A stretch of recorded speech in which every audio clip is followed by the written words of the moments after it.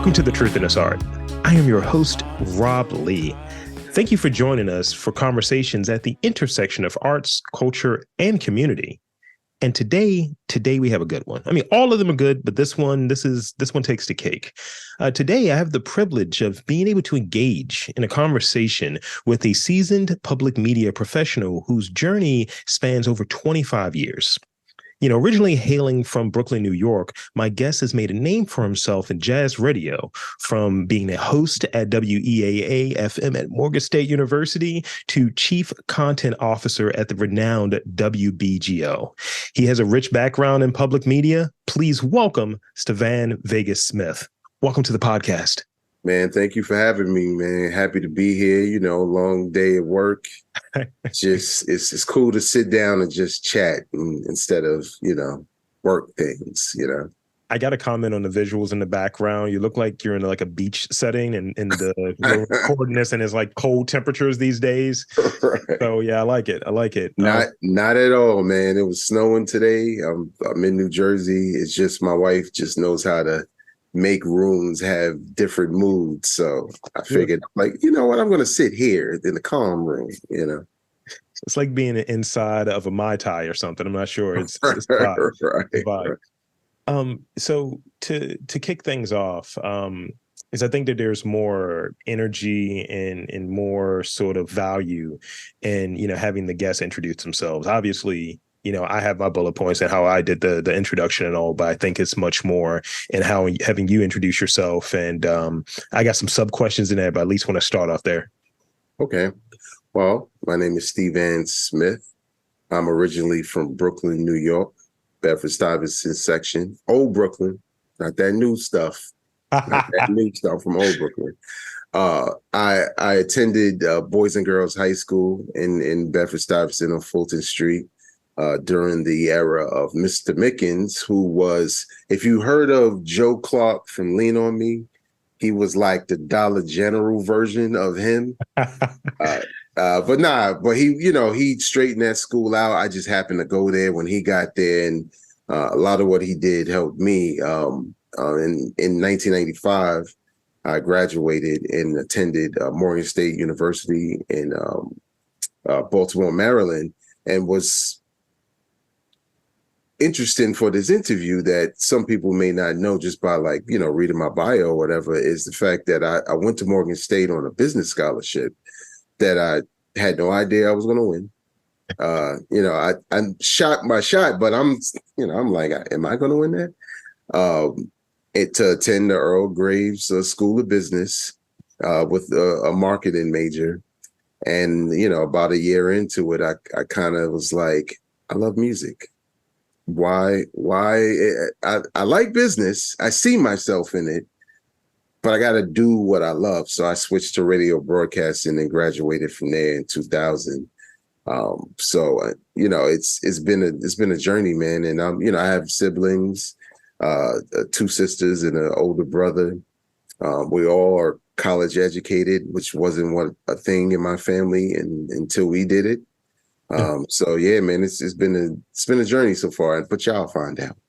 Yeah, and I got some bullet points, but I definitely got a comment on that. So right, let's get this straight. So I'm here in Earl Graves School, same. Okay. I came in like 3 years after you graduated. Okay. And, I went to City College in Baltimore, so it's just right down the street, and right. I was like, yeah, I'm gonna still rap here. And I used to only hang out with the New Yorkers, which was wild. Right. And it's like, yo, where are you from? And I was hanging out with the New Yorkers so much. And then kind of like throwing rhymes around. And initially, I was just kind of like not adapting to it. And then at a certain point, being around them pretty much for like 4 years, started dressing alike. And it was one of my buddies was like, yo, I'm going to go home and change. You're wearing the same thing I have on right now, bro. Right. And it was a really funny vibe, to the degree where people would ask, where are you from? They was like, he's like from Jersey or something. I was like, nah, I'm from Baltimore, East Side. Right. So it's just sort of that thing that rubs off, when you're around folks in that environment. And, definitely, I went down business school, business admin, but a concentration in marketing. and I was really interested in sort of this lane. I've been doing podcasts for like 15 years. So, that's sort of one of those things, like a year after graduating, just like radio's for me, or some version of radio. Right. Yeah, that's dope. And I think sort of that the business stuff gives you the foundation, for a lot of stuff, but I think you need pieces of it, and it's the foundational. I think that's what it is. It's the foundational. So stepping back a little bit, where was your like first like moment when you realized like, I really like radio? I really like this idea of radio. What were some of the things you were listening to growing up? Like, I know New York has that music gets broken there. So tell me about that. I think, I mean, my earliest influences with music in general is probably more so rooted in soul music and rhythm and blues. My mother was like, heavy into the Stevie Wonders and, Michael Jackson, Al Green, Marvin Gaye, all of that, Temptations. So I had a base in that. But also, my brother and my father were DJs. My father, obviously, a DJ from a different time. But my brother, growing up in the 80s, being 10 years older than me, was a hip hop DJ. Yeah. So not just through him, but I was exposed to a lot of hip hop. So we listened to the radio, because back then, New York radio, hip hop wasn't on the FM dial. You had to go to an AM station that, you got to tweak the knob so crazy that, you kind of hear it, but you don't, but you hear enough to enjoy. And then, later on, they started to get shows later, Mr. Magic and, DJ Red Alert and all of that. So I think I didn't necessarily know that, hey, I want to do that. I just liked hip hop. Yeah. And these were the people who were presenting it. And, to the connection to me, like even changing my major to radio was, okay, I don't sing, so I'm not going to change my major to anything related to music in that regard. I don't play instruments, so I'm not going to do that. I may love it, but I don't do any of that.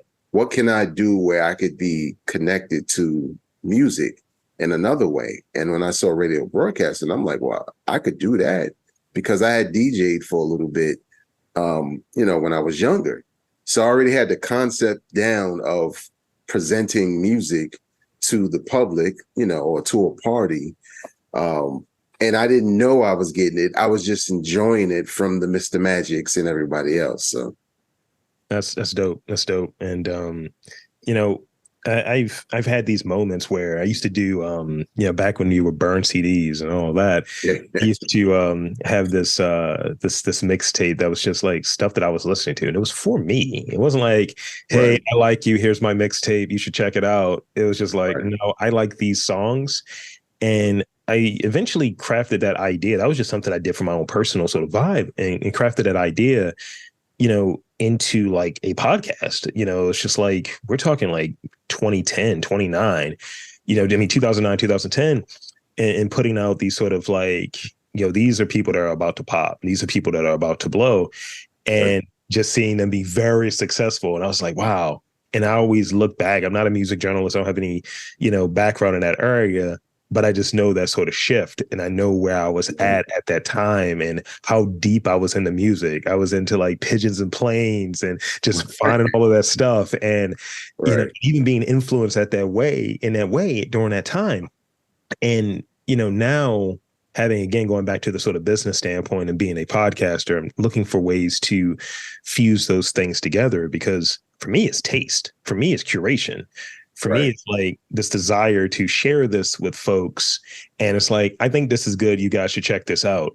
So using that sort of concept, talk a bit about your journey. I'm seeing intern at WEAA. So I got to hear about that a bit, because that was the first time I was ever on the radio, by the way, at WEAA. First time I was ever on the radio.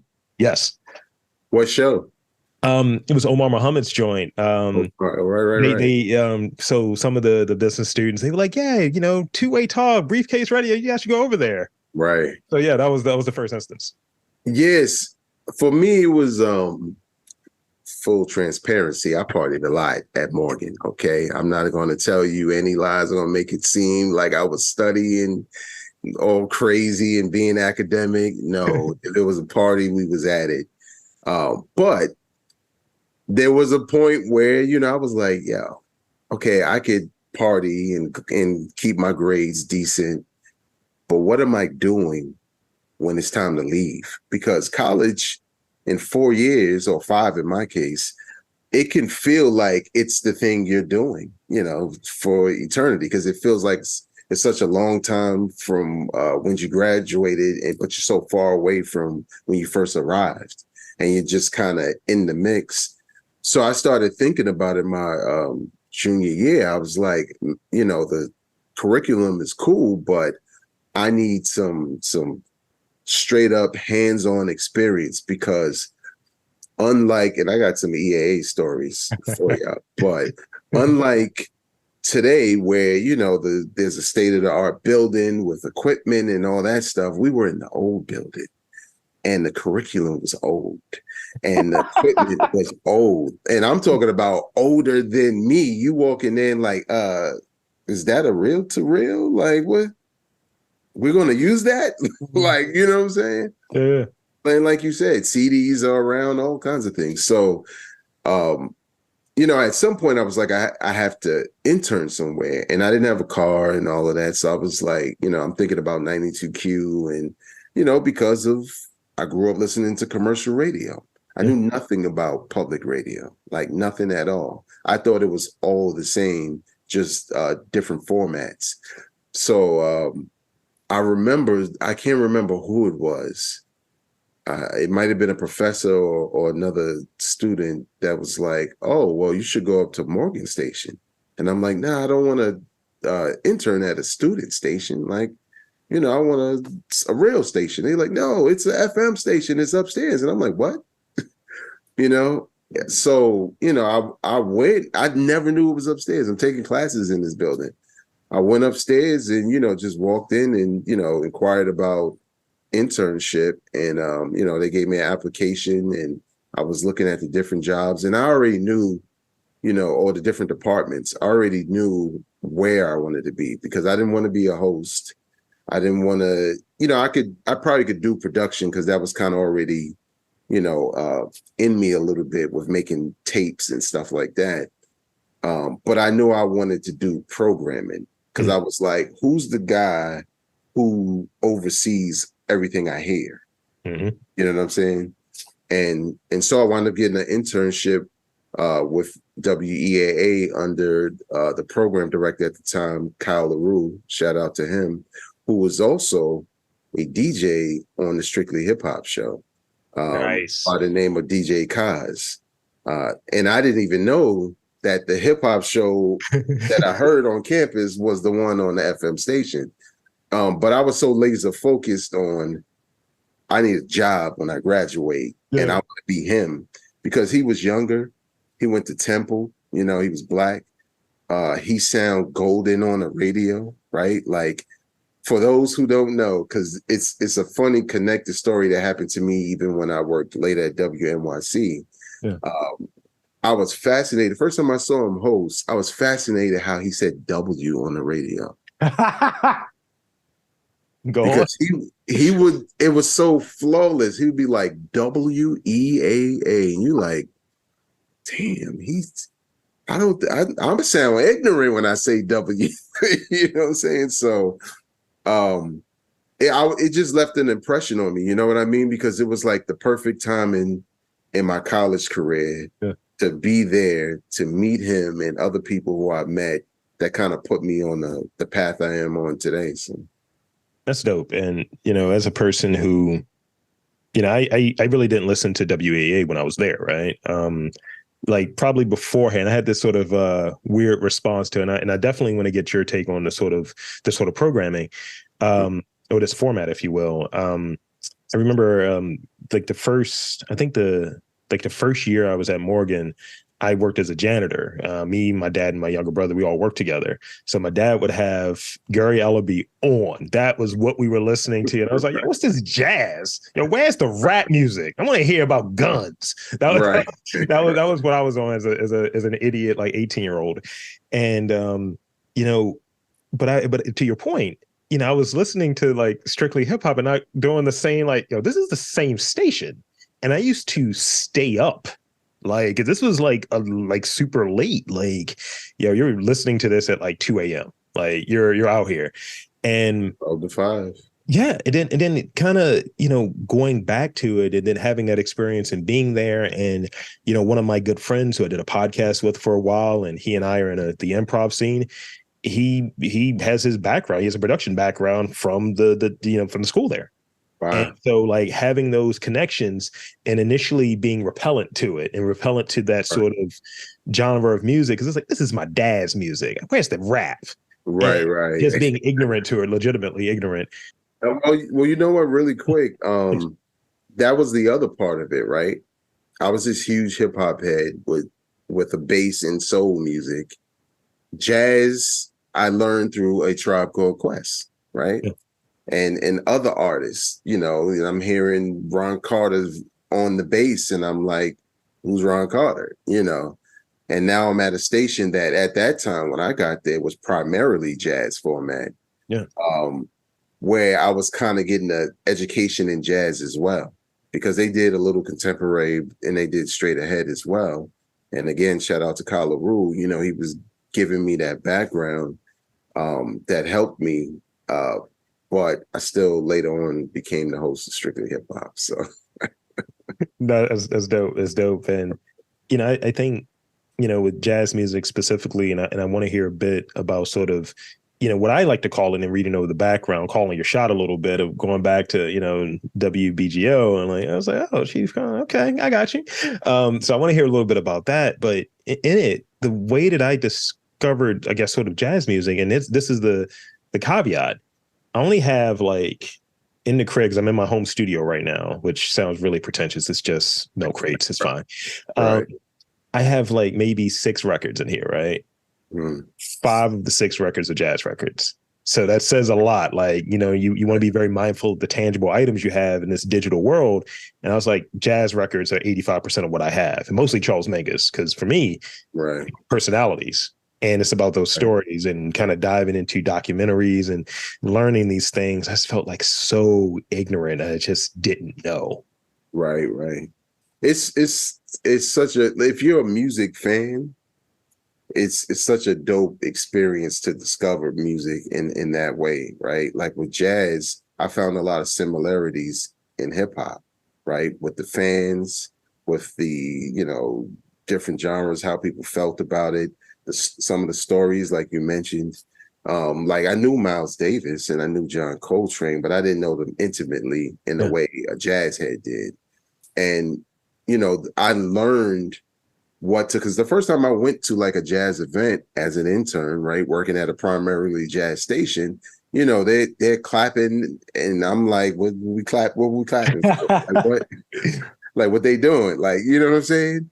And I had to learn what they've already known, right? About solos and what it takes to play that instrument and why you're clapping because of what he's doing and the sound that, Thelonious Monk is getting out of the piano versus someone else, Cyrus Chestnut or whatever. So it's kind of those nuances that we get in hip hop because I was raised in it and I could point it out. But with jazz, it was like, oh, I'm getting another lesson. And I didn't plan to be in jazz radio like forever.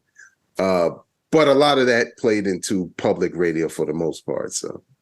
So how did that come about? How did that initial relationship there come about, and you working with WBGO and sort of the role that you were or are most recently in, the chief content officer there? Talk about that a bit and sort of what that means for you and some of the things that you value, because I want to hear a bit about that, because when you're in that role around content, Right. content. I've had another Morganite on. We were talking about content. They may work for a public media platform as well. And we Right. were talking through sort of like my values are absolutely going to be in what I'm looking at. So I want to hear a bit about that. Yeah, I think at some point when just doubling back to EAA, Please. at some point as an intern, when I became the host of Strictly Hip Hop, it wasn't something I was trying to do. It wasn't something that I actually wanted. I just wanted to be a program director. And I remember Kyle telling me, like, you need at least 10 years of on-air experience to be a program director. You have to know what it is to be in there, hosting live, hosting out of town, being a personality, everything about being that person on the mic before you can go and tell others how to do it. So the Strictly Hip Hop situation just kind of fell in my lap. You in the station all the time with interns, you're talking to different people, you talking hip hop. He's a hip hop head, he's DJ on the show. And the former host was, trying to move on. And one day they just came to me and they was like, we think you should be the new host. You know hip hop, you know radio, you're the perfect host for it. So it was one of those things where I didn't want to ignore opportunities, Sure. So I took the opportunity. It was my first experience hosting, producing, managing a team of DJs, interns, all that good stuff. I was the host while you were there. And then I became the producer of the show. But and a lot of what you still hear is from me, just so y'all know that. Just so y'all know all over that. Right. It just didn't change, which is crazy. But eventually, and I wasn't getting paid for any of this, by the way. Eventually, I got a job as the traffic manager there. And that's tied to programming and program logs. The hosts use the program logs to kind of as a guide for their show hour after hour. And that was a job I started doing while I was interning, but now I was getting paid for it. And eventually, just because of my experience, my know-how, my hunger, I eventually got a job as assistant PD at WEAA. And I only did that for a little while because when I graduated from Morgan, my goal was always to come back home because New York City is the largest media market. Right. Why would I not try to make it there when I'm from there, But I didn't want to leave B-More without any tangible experience.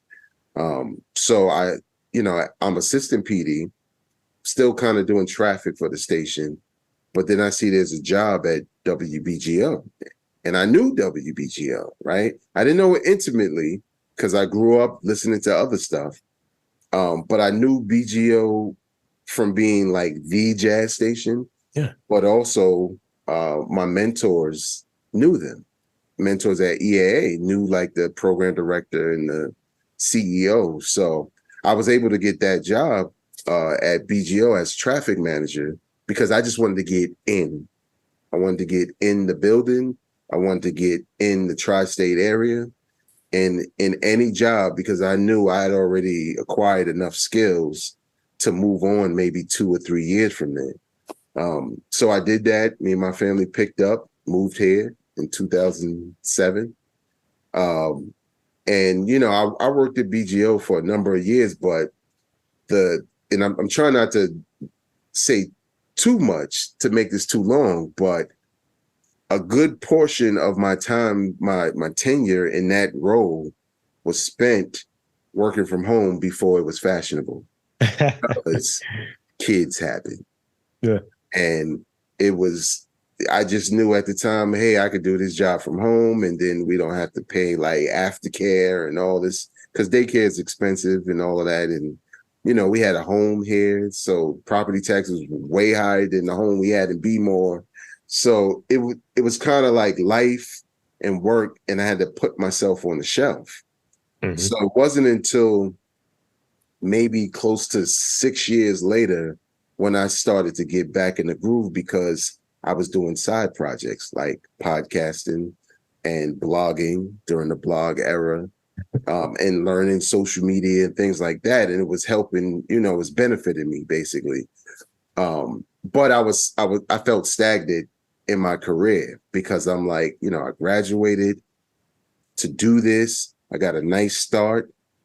Did I make a mistake? Should I have stayed in B more and I could have been the PD of EAA? So it was a lot of that playing in my mind career-wise, but I was putting family first.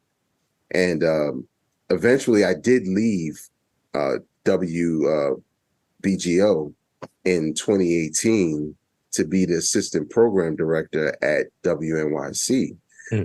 And I don't know if people watching understand what that means in public radio, but that's a big job.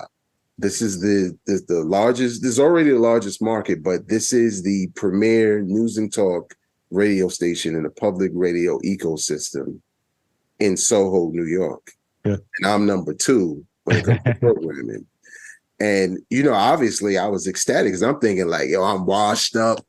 They're not gonna want me. I've been over here doing this job.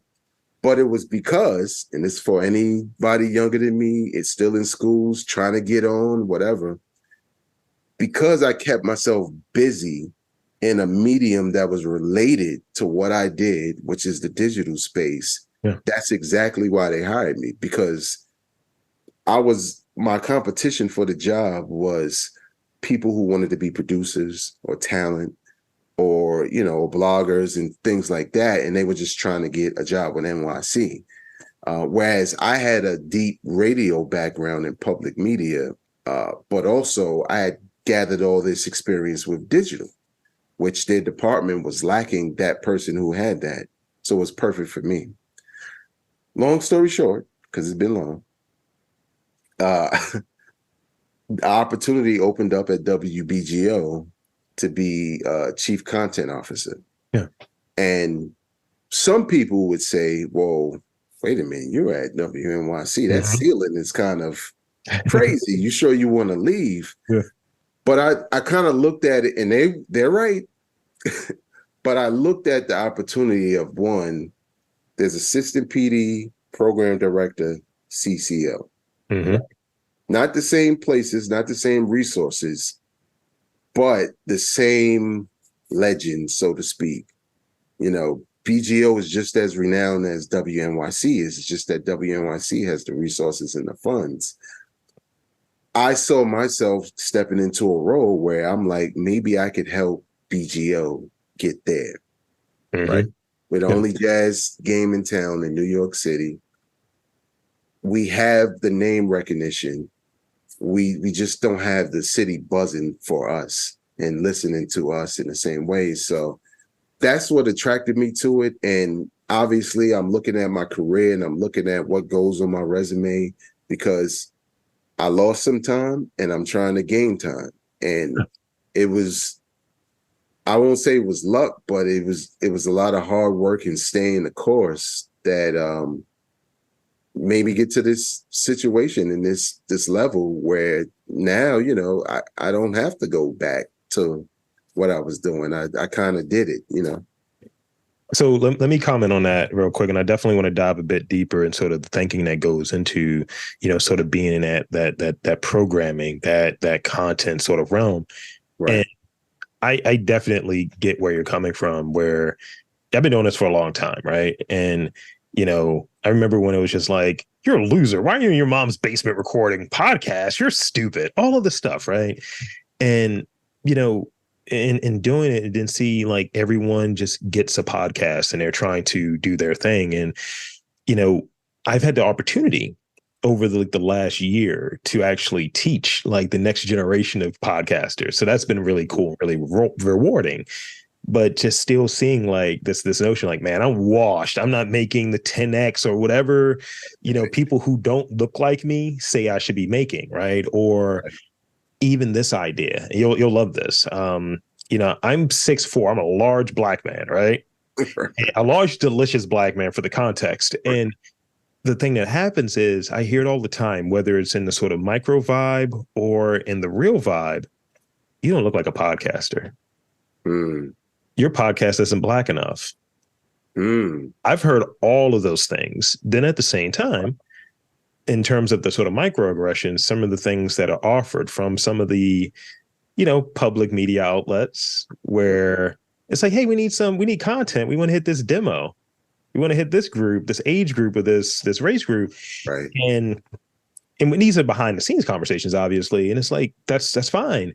But then when it comes to, again, the business thing, going back to the full circleness of it all, the minute I come up with any semblance of a contract or questions or anything along those lines, I'm left on red. So that's sort of where I'm coming from in this sort of realm. Yeah. Yeah. You know what? Like, just to be completely transparent, like with WNYC, there was a little bit of that, right? Like as far as me even getting the job, because, you walk in and you're like, oh, I just added a percentage to this department. Yeah. You know what I'm saying? But you know your worth, right? So it's about, for you, it becomes more about not that, because they need more than that, right? They don't need you to get in the job and not know how to do it, because then it becomes more of a problem. But there is a lot of that because people just aren't exposed to us and the complexities of us, and they don't really know how to appreciate it when they have it, or even know how to promote it or utilize your talents in the best way, or even speak to you properly.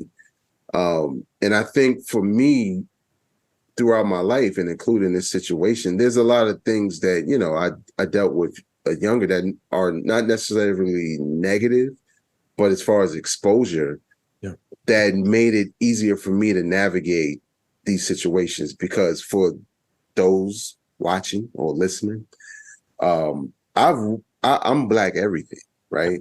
I look Black. I am Black. I'm from Bed-Stuy. I went to a Black high school. I went to a HBCU. WEAA was predominantly Black. Baltimore is Black. You know what I'm saying? Yeah. BGO was Black, right? And is. So when I came to WNYC, then that's when I'm like, oh, here's the other path, So I also kind of fit a quota because I was different, right? This brother next to me went to this Ivy League school, worked at Gimlet, like he came up through another chain where he was always in a minority situation. I came up through a chain where we're always the majority. Right. But I just had this background where I'm comfortable in any environment. So it didn't bother me as much. And obviously you support your people. But it is, unfortunately, it's a thing that people still don't get to this day. They don't really even know how to hire us, right? Or scout. And that's one of the things where, in looking at it, like, realistically, you have these moments of, I prefer to be independent. I prefer to do what I'm doing, right? Right. But at the same time, it is one of those things. It's like, I don't want to go to the party, but I want that real invitation. I want to see what our offer looks like. That's sort of the thing. Right. And, seeing sort of what that industry and macroly speaking had happened with, sort of job insecurity and just what the flux is, and just seeing what podcasting looks like as, sort of that blending of what that industry looks like as well, because it is an industry. Right. It is wild. And I'm like, oh, okay, maybe this was the universe kind of helping me out, that this didn't work out at that time, because it might have been a bad spot. You might not even be doing this anymore. But, and I'll say this from my vantage point, I can do this. I enjoy doing these interviews and talking with folks who, I say it all the time, are much more talented than I am. But, it is this sort of thing where, as I was touching on earlier, being able to educate, being able to teach, because it's like people hear the word podcast, they hear these different things. I was like, you guys are saying a lot of buzz stuff. This is actually how it works in real life in the lab. Right. That's what I've been doing. And generally, there are people that look like me and you, right, that they're getting the sort of rundown or what have you that's not quite accurate. And it's like, oh, this is like a record deal. This is like a bad record deal. You're in a 360 for podcasters. So if I can help from my vantage point and whatever that might look like, that's what I feel like my responsibility, my role is. So, I see that, you were doing a podcast for a bit, my little podcast, and Mhm. sort of that focus was having, these interesting conversations with like creative folks. I listened to like two of them before we got connected today. And so talk about sort of the thinking going into that, the thinking that goes in to like what you do on a day to day, and how that maybe applies to supporting like what you value, as a creative, as a person in the public media sphere. So the job of chief content officer, that person oversees all of the content on the broadcast side and on the digital side. That's every program you hear on the radio to social media and articles on the website, podcasts that you produce with the team. And in accepting this role, even though there was a lot of knowledge I already gained through work experience and the things I did on my own, obviously I felt like I need more. I need to learn. I need the pulse of what's happening next, right? Whether it's for radio or it's for podcasting or whatever. And attending conferences was always a benefit for me, right? Like the past 2 years, I attended the Podcast Movement Evolutions Conference, which is more of the business-centered version. Like it's still podcasting, but you get a lot more information regarding the business of podcasting versus their other conference that's more so just celebrating content creators who podcast and things like that. And I would go there and I would take notes, and there are things that I'm grabbing for BGO or whatever organization I'm working for. But then I'm a podcaster. So there are things I'm grabbing for myself, techniques, things that worked. And it's really not that difficult. Yeah. I think a lot of times we put pressure on ourselves, whether we're independent or we have a team that's independent or we work for an organization, to say podcasting needs to sound like this or this, but it's really not. That's why everybody losing money, because podcasts, people who listen and consume podcasts, like myself, we're not that picky, but it's oversaturated at this point. Mm-hmm. One thing I saw at the last conference I was at was, I think that was in Las Vegas, where I was sitting in a session and it was about production, right? Like, things that happen while you're recording an interview like this, Mm-hmm. and, what you fix in post and how you handle yourself in the moment. So I just wanted to hear what they were going to say. And everything that was said, I already knew. But there was one thing that stood out to me was this dude is just sitting here talking, Mm-hmm. and he's on a stage. And people are like, including myself, are taking notes and typing. And I'm like, he's not doing anything that people that look like me and you can't do and Mm-hmm. sound just as interesting. Because to your point, with podcasts being saturated and they're kind of being like a next, especially with the brothers, and I'm talking white brother, black brother, whatever Mm-hmm. you want to slice it, of it being a bro thing to have a podcast instead of something that could be a intellectual, interesting conversation. And that's when I got the idea for my little podcast, because I'd been podcasting for years, but I never fully committed to the production and to the performance of it. Yeah. Because it was casual. It was an offshoot of me doing strictly hip hop. And, I kept it that way to keep it from feeling like work. But the My Little Podcast project was my way to say, here's all my experience as a host, as an interviewer, as a production person, as a promotions person. Everything you see and hear, from the artwork to the quality of interviews, and trust me, there was some fix it in post moments for sure. I wanted it to be not only an example of what I can do, Yeah, and all my skills, but I wanted to highlight people who weren't necessarily like, A-listers and stuff like that, and just say, this person has an interesting journey that can inspire you, even if you don't do any of this stuff. It may inspire you to do something totally different than what they're doing. Yeah. But hearing their story, maybe you can relate. So that was the whole objective, was highlighting us as as Black people, but also highlighting content creators of all kinds. And then for myself, just showing that I could put this together. And then I'll just share with my contacts that look different from us and say, this is what you want from us, so. And that seems very similar to what my approach has been in doing this, and starting this in 2019, as a response to just Trump talking wild spicy about Baltimore. And I was like, I refuse. Right. And then being able to, sort of look at that through line, like what are other cities, what are other communities that I think match that energy that is here? It's very much a DIY thing. It's very much a lot of Black folks, and they aren't getting those opportunities. Their work isn't considered to be on the same par as maybe their white counterparts or what have you.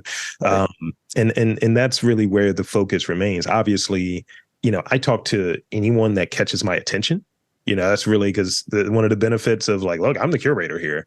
But also there is a focus in that area too, of always doing that. And that's why I go to some of the places I go to. Like this project, for the most part, is self-funded.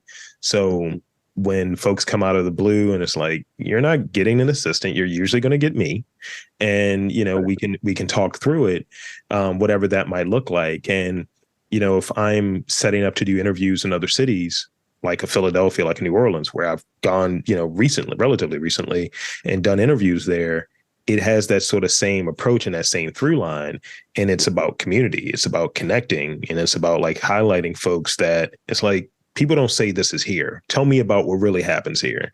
Right. And when I see from a sort of content perspective, there's different watered down kind of cornier versions of that I just see floating around. And I don't try to gas myself up, but as I said before, my partner is from the same part of the woods you're from. She does all of the gassing up for me. She was like, why can't you just host it? This person is mid. And she just goes down the list of why they kind of suck. Right. And I think it's sort of that, like we get that one or two people and they're trying to do so many different things. Right. Just not doing the chief thing that they're there to do. Yeah, and you really can't, man, because I mean, that was part of this idea that I had wasn't new. It's just that in that moment at that conference, I decided to just go ahead and do it. It was something I wanted to do for the longest, but I just couldn't commit to like doing something that I knew I was going to do everything, because I felt like I've always done that, with everything. And I've had a number of podcasts over the years, but I think it's important for people to just understand that, if you make your content meaningful to yourself, of course, but also to your potential audience, and not necessarily think about positives and negatives, but think about what can a person walk away with and it becomes a part of their life or part of their thinking, that maybe you given them in an interview or a question you asked or an answer that was given, or just you having a great conversation with someone and maybe that reminds them of a relationship that they need to mend. You know what I mean? Yeah. Because they can relate to it. Just making something relatable is what you need to do. And then you get loyalty from a lot of people. Because my numbers aren't like crazy, Yeah. They're cool. My hip hop podcast does better than it, but it's been around for like 100 years. But I think a lot of people who did tune in appreciated it. Yeah. And it made me happy, because at the end of the day, there was something I wanted to accomplish with this. And as a proof of concept, next time I do it, I will not be doing it by myself. Somebody either going to put a bag in front of me and a team, and then we just do it in a studio and stuff like that, because that's the element that was missing, right? This was all online over, like Riverside FM and stuff like that. And then me tweaking audio because I may have a good internet connection, but that doesn't mean another person does. So yeah, man, you just gotta work at it and just keep making connections, and you find your way to the people who can connect you to the things you want. I mean, if we're thinking about it, and it's funny, you were talking about making a long story short earlier. You've answered like I think all of my questions, which is great, except for the rapid fire ones. Those are there too. You got to answer those. But okay. I think the thing that's really cool about it is, I just want to get your take on this. Like, I think, sort of the proof of concept idea, like, and looking at sort of what I do for sake of argument or what a lot of folks do with their podcasts, you can use that as a portfolio. It's like, look, this is what I've done. Even this sort of notion of, just trying it out. And I always tell folks, do you have the stamina for it? Right. When I talk to my students and they're like, yeah, you just kind of mess around, shoot the S a little bit. And I was like, nah, that's not what it is. You're making a bad one. Make something good. Make something worthwhile. Make something that you actually, find value in. And, I've in the past recorded with other people, but I'm the producer, the showrunner, the whole thing. And, with it, when that sort of shift happens of, hey, I need you to do this research, I need you to do these social media posts or whatever is needed for it, it might be instead of, I need you to do 5% of the work, it's like, I need you to do like 7%. Oh man, this is so hard now. So I definitely relate to this notion. And, so it's sort of like at one point in this whole podcast journey, this podcast has been out for 4 years, just about 4 years, and 700 episodes in 4 years. And a majority of them happened in 1 year. It's like 333 in 1 year. And that was just pretty much me. I have an editor. That's the main thing that I have. But aside from that, it's sort of, I come from the perspective of, if it's something you enjoy, you should do it. You should do it regularly. But also you got to have the stamina for it. Yeah, you absolutely do. And I think over time, because I spent some time, outside of my job, producing other podcasts, because I have produced other podcasts. One that was truly successful, which was In Those Jeans. I didn't necessarily produce it, even though that's what she wanted. And I was like, oh no, this is a lot of work. But I consulted on it, and it wound up winning awards and being extremely successful. But then on the flip side, there were other podcasts that I produced that had potential to just be good, unique podcasts that would stick out in the market, and they just did not have the stamina to keep up with keeping it interesting, because it was a fun thing, right? We get to talk about this, and let's talk about that, let's talk about that.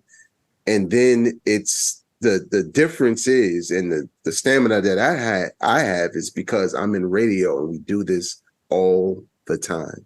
Right. So we know the levels, the depths you need to go to make something good, and how long you have to go to please an audience. And in my role, which is audience, from program director, assistant program to chief content officer, is all about audience, right? And understanding your audience and not just making things for you. You can have a whole podcast series for yourself, but just please understand, you can't get upset when you see it's 2 views or 3 audio downloads, because there's a lot more you need to do beyond just making a good show to make it a successful show. So yeah, stamina is the thing I'm hearing so much of. And we're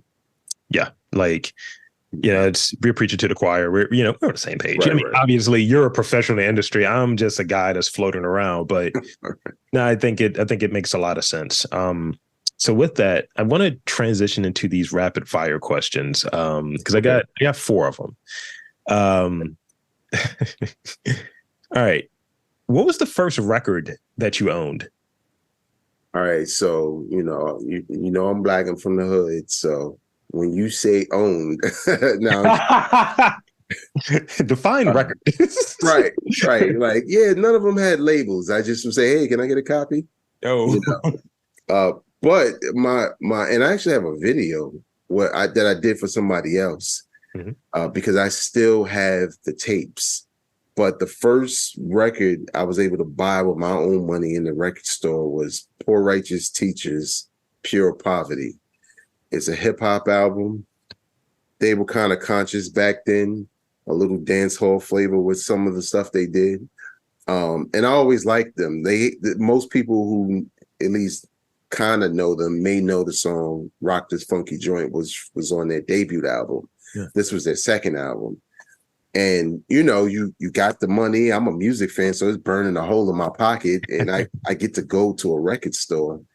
So I picked it up and, then after that, I was just addicted to doing that all the time. So I used to go to the wild flea market and then just get like CDs that I shouldn't have had. Like, oh, I'm gonna get like this Beanie Siegel joint and then like the Queensbridge album, like QB's Finest. Right. Yeah, starting that era, right? Yeah, and trust me, my mother said this, and doesn't mean I followed it. Like, don't get any of those cuss records, and I'm like, that's exactly what I'm going to get. Like, you have the expletive deleted. It's like, no, I want the one with the extra expletives in there. It's like, oh, those are outtakes. Right, exactly. What was the last book you read? The last book I read, damn. And audiobooks count too. You kind of unearthing like my bad habits. I have a bad habit of starting books and then stopping and looking at them for years of like, when I go on vacation, I'm going to read that book. I'm going to read it to the end. But the last one I read completely through because I was addicted to it was Rakim's autobiography. Nice. And that was fairly recent. And a lot of it had to do with me at the time because, right now of the recording is during the recording this interview or whatever this year, 2023 is the 50th year of hip hop. Yeah. So you're seeing Rakim everywhere. But prior to this book, that man wasn't doing interviews. So for me, I'm like, oh, well, I get to hear everything about him from the horse's mouth. And it was interesting. And I couldn't stop. So that's one of the books I like finished quick. So the Mercurial Aquarius. And we're on the same page. We're on the same page. I'm the Aquarius. Right. So these are the last two. This one is I think it's an obvious one, but I at least want to get your feedback on it. Vinyl or digital? Man, listen. I said earlier, soul music, right? Yeah. I'm not opposed to I digitized all my music years ago. I hear you. I wanted it to travel with me because I just thought that was dope that I could take all my music with me and listen to anything. But when vinyl started to come back, I many albums that I have, but I kind of stuck to the classics for budget reasons. I gotta say vinyl because the first time in a long time when I bought that record player recently, a couple of years back, and I bought Marvin Gaye. It's not What's Going On. I can't even remember. It's one of my favorite albums. But I bought a Marvin Gaye album, and when I put it on, the warmness that you get from wax and a little bit of the crackle, and you start to feel like an adult when you hear it, I gotta go with vinyl because my digital, I put it on, I'm cool. I'm not mad at it. I like it, I got headphones with bass, but when you put that on, it's a ceremony that's taking place. Wax is different. I hear you. It feels like something is lost. And I like you mentioned the sort of crackle. Right. And it goes back to the thing that I was saying earlier. It's obviously these things were digital, but it's the further we get removed from like one of those like touch tone points, it's just like you see the differences. Like I go back almost 14 years ago and reference, I was like, yeah, this is when I was like definitely digging through the crates. And I'm one of those guys, like I'll find something 30, 40 years older than I am. I'm like, oh yeah, no, this slaps. I'm into this. Right. And I'll just go into it and I'll just do a deep dive, very eclectic taste. And you're right. When you hear that initial crackle, it's like, Okay, music is playing right now. This is tight. Right. You know what the thing is it's like today, because because my hip hop podcast is like a news related podcast, I need to stay up on releases and all that kind of stuff. And today, a release is we up at midnight, we're on Twitter, we calling it classic in 2 seconds. We haven't even heard it. But back in the day, and I'm not even just talking about vinyl, I'm talking about cassette and even CD. It was more of an experience, intimate experience first, because it was just you. So you're reading liner notes. You probably went and picked up the magazine that got the article that previewed the album. It was this whole experience that made you appreciate music, or at least give it a good shot if it was not that good, because you're going to listen to it and read about it. So I'm going to throw this last observation out because it relates, and I think you'll really dig it before I get you the last question. So when Kanye West's first album came out, I was at Morgan, 19 years old.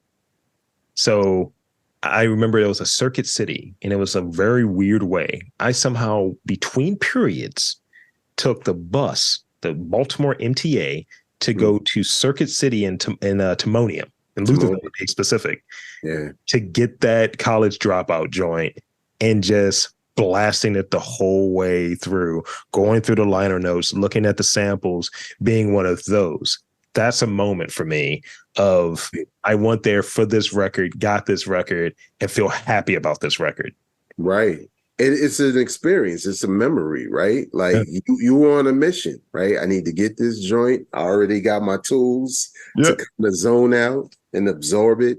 And we have a lot of those stories, whereas today that story can't be duplicated through digital, even though they've tried, because now it's more so like who can be the first to post about it. So are you really listening? It's a FOMO thing. And the thing I would hear, it's like, yeah, I remember we would listen to this album for the summer, not for like, all right, I'm kind of done with this, I'll move on. Right. It reminds me of this interview that Donald Glover did, and he was talking about like sort of albums losing their specialness. And he was just like, yeah, I can just listen to this Drake album and then go on with my day. He's like, I used to be obsessed with music, and now it's kind of like, all right, that was cool, and that's a few tracks in that I like, moving on. Yeah, it's like a microwave age. I do a lot of like listening in the gym, and I kind of still get that intimate experience because it's here and I'm focused on the workout and I'm listening, but I don't know who produced what. Every now and again, I'll look down and say, who's featured on here, on this record because of the voice. Yeah. But that's where it ends. I leave the gym. I don't pick up unless I really like it, so. It's almost like the rappers that are featured on there have like radio station call signs as their names. I don't know what it has. Like, yo, that's who's on here. Word. Right. So this is the last one.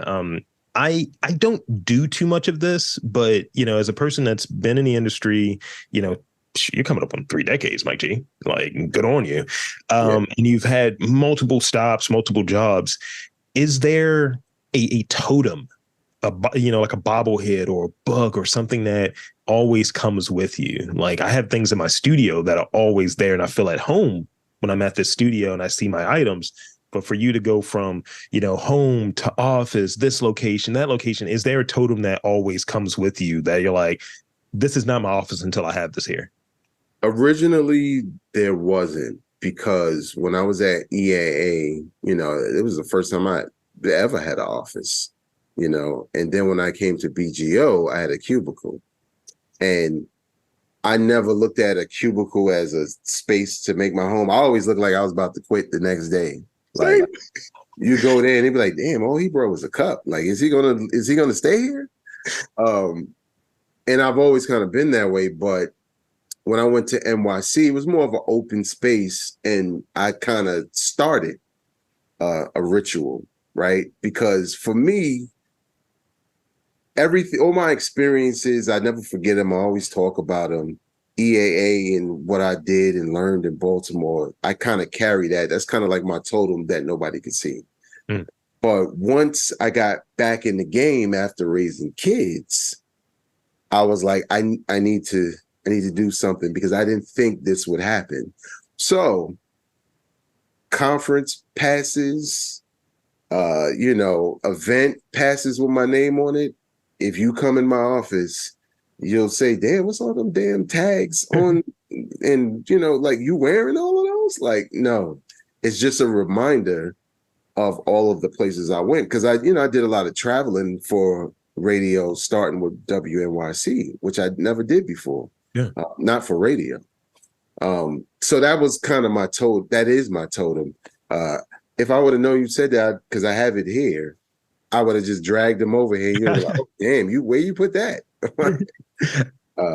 But it's kind of like my badges, so to speak. They're badges, but for me, it's like, this is what I've learned. This is all the experience I gained, later on in my career that got me to this point. So. That's great. And thank you for that. I do a similar thing at the crib, and I'll tell you a bit about that off mic. But yeah, this has been delightful. And thank you for sharing.